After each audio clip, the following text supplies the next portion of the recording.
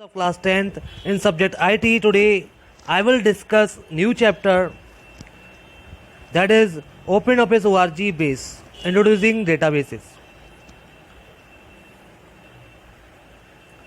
इससे पहले मैंने आपको स्प्रेडशीट एप्लीकेशन के बारे में बताया था जो OpenOffice कैल्क में आपने पढ़ा था.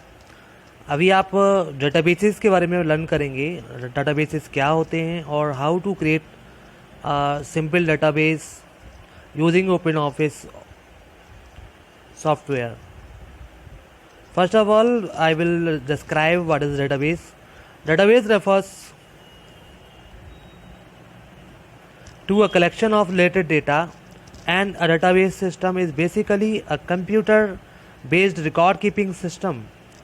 A database contains information about one particular enterprise. It maintains any information that may be necessary to the decision making process involved in the management of that organization. Database का मतलब होता है collection of related data, और database management system is basically a computer based record keeping system है. Database can contain information about particular enterprise और कंपनी. किसी भी कंपनी और एंटरप्राइज के अंदर डेटाबेस क्रिएट किया जाता है जिसके अंदर इंफॉर्मेशन को रिकॉर्ड किया जाता है. It maintains any information about the company or employees. It may be necessary to the decision-making process involved in management activities.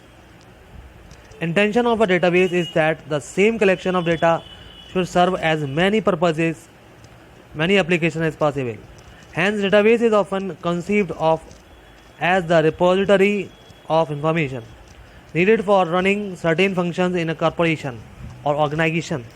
Such a database would permit not only the retrieval of data but also the continuous modification of the data needed for control of operations. In this chapter, I am going to discuss the basics of databases and their functioning. Discussion will lay foundation of base, the DBMS of OpenOffice ORG software. OpenOffice ORG का DBMS होता है base. DBMS का मतलब होता है database management system. Database functioning. In a typical file processing system, the permanent records are stored in a various files. A number of different application programs are written to extract records from and add records to the appropriate files. But the scheme has a number of major limitations and disadvantages. जो typical हमारा file processing system होता है उसमें बहुत सारी कमियां होती हैं. परमानेंट रिकॉर्ड रखने के लिए बहुत सारी फाइल में रिकॉर्ड को स्टोर किया जाता है. डिफरेंट प्लेटफॉर्म और डिफरेंट एप्लीकेशंस यूज़ किए जाते हैं टू राइट और extract records from that database. बहुत सारी लिमिटेशंस एंड डिसएडवांटेजेस हैं, जैसे कि उनमें से कुछ हैं data redundancy, duplication of data, data inconsistency मतलब data mismatching, unshareable data, unstandardized data, insecure data और इनकरेक्ट डेटा. ये सब कमियां होने की वजह से ही हम डेटाबेस मैनेजमेंट सिस्टम का यूज़ करते हैं जो कि कंप्यूटराइज्ड है, उसमें मैनुअल सिस्टम नहीं होता.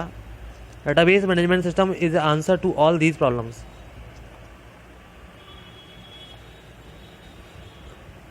Right now you can see database refers to the collection of interrelated data, and database management system is a computer program that manages the database directly, efficiently or effectively.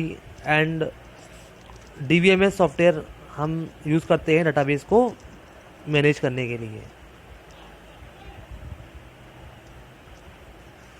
For example, residential school है, मान लो कोई, 2 files are being maintain, one for school and one another for hostel. It might create problems. अगर आप किसी hostel के लिए और school के लिए अलग अलग रिकॉर्ड बना रहे हैं तो ये प्रॉब्लम क्रिएट करेगा. As for the students who live in hostel, the records are stored in 2 places, 2 separate files. किसी बच्चे का जो कि हॉस्टल में रहता है उसका रिकॉर्ड 2 बार मेंटेन होंगे, एक बार स्कूल में और दूसरा हॉस्टल में. Now consider situation. मान लीजिए कि अगर किसी बच्चे का एड्रेस चेंज होता है सडनली, तो हॉस्टलर इन्फॉर्म करता है स्कूल को, अथॉरिटीज़ को और हॉस्टल अथॉरिटीज़ को चेंज के लिए. लेकिन कभी कभी ऐसा भी हो सकता है कि स्कूल अथॉरिटी उस चेंज को करना भूल जाए या हॉस्टल अथॉरिटी इस चेंज को कर दे और स्कूल अथॉरिटी इसको भूल जाए। इस कंडीशन में इन डाटा इनकन्सिस्टेंसी की प्रॉब्लम क्रिएट होगी, डाटा मिसमैच हो जाएगा।